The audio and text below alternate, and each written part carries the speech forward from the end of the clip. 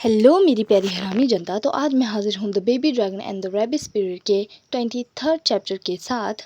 आप लोग सोच रहे होंगे कि मैं ऐसा क्यों कर रही हूँ, क्योंकि मैं दोनों मानवास यानी कि the baby dragon and the rabbit spirit और I created a harem to avoid the main lead के चैप्टर्स को बराबरी पर रखना चाहती हूँ, ताकि फिर एक एक दिन हर एक मानवा का नेक्स्ट चैप्टर अपलोड करती रहूँ।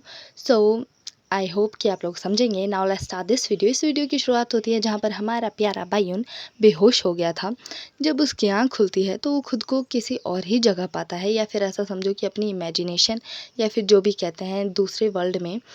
और फिर उसे एक आवाज़ सुनाई देती है कि तुम कितने मूर्ख हो। जब हमारा बायुन आंखें खोलता है तो उसे वही वाइट हेयर वाला बायुल दिखता है, जो कि हमारे डोरियो के पास्ट का एक हिस्सा रहा है।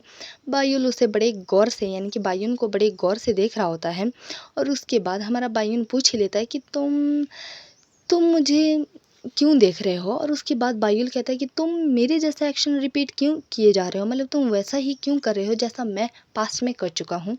ये सुनकर हमारा बायुन कहता है कि क्या तुम्हारा मतलब क्या है कि मैं रिपीट कर रहा हूँ चीज़ों को। और इस पर हमारा जो बायुल होता है तो वो उससे गौर से देखता है, और हमें बायुल के साइड में ही डोरियो बताया जाता है, जिसके कि भाई मुँह वूह में लगी हुई होती है।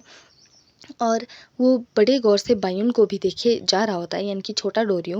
और हमारा बायुन उसे देखकर कहता है कि रियू। रियू उसे देखकर थोड़ा ऐसा स्माइल पास करता है, ऐसा स्माइल भी क्या बाद में पास करता है।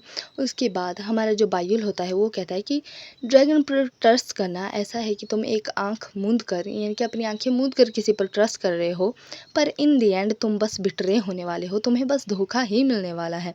बायुल ये सारे शब्द बायुन को सीधा सीधा मुंह पर कह देता है। बायुन पूछता है कि बिट्रेयल मुझे क्यों मिलेगा भाई, मतलब क्यों ही कोई ड्रैगन मुझे बिट्रे करने वाला है।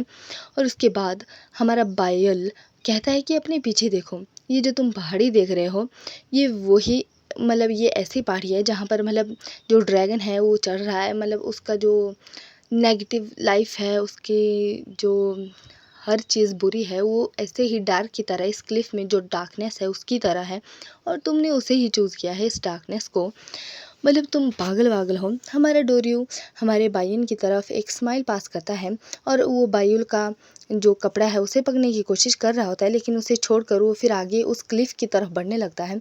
हमारा बायुन उसे देखकर कहता है कि रियू। पर रियू आगे ही बढ़ रहा होता है उस क्लिफ की तरफ, यानी कि उस चोटी की तरफ, जहाँ के एंड पर वो पहुँच पीछे देखने लगता है। पीछे हमारे बायुन और बायुल दोनों बताए जाते हैं।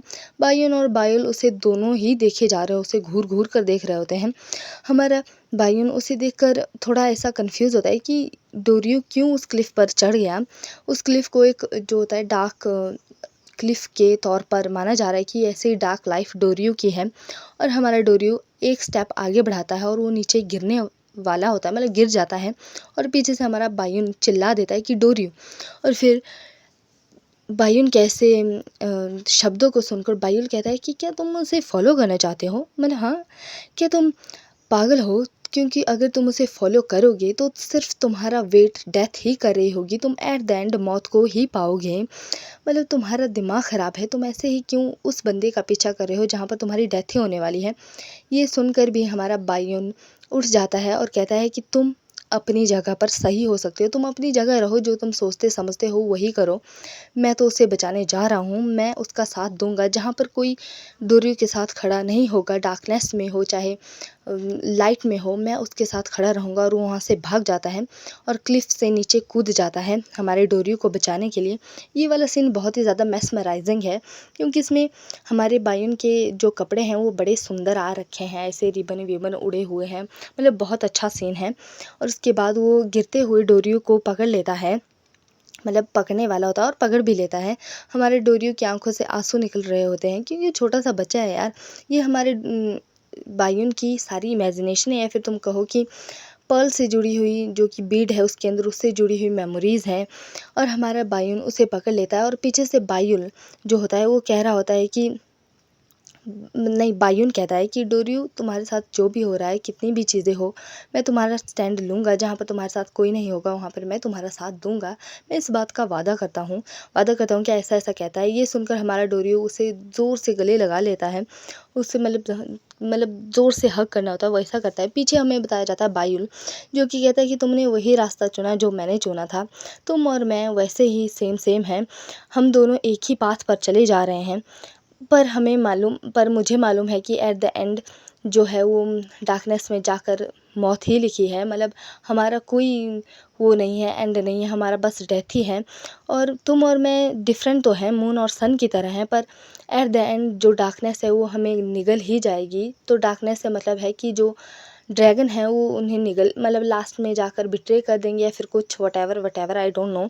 और उसके बाद हमें वो बायुल कहता है कि छोटे से रैबिट, तुम्हें हाइड होना पड़ेगा, तुम्हें छुपना पड़ेगा वहाँ जहाँ तुम्हें ये ड्रैगन ढूंढ ना पाए, क्योंकि यही तुम्हारी डेस्टिनी है। और उसके बाद सीन शिफ्ट होता है रियल वर्ल्ड में, जहाँ पर हमें रियू और वो ओनर दिखाया जाता है। रियू वहाँ की तरफ देखता है जहाँ पर हमारा बायुन बैठा हुआ था, पर वहाँ पर बायुन नहीं होता।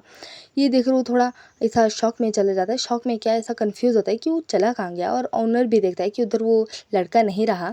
और फिर हमारा रियो कहता है कि वो कहाँ चला गया, मतलब मुझे समझ नहीं आ रहा है। और इसी के साथ ये चैप्टर यहीं पर एंड हो जाता है। I hope you like this chapter, this explanation. So don't forget to like, share and subscribe. Bye bye. See you soon.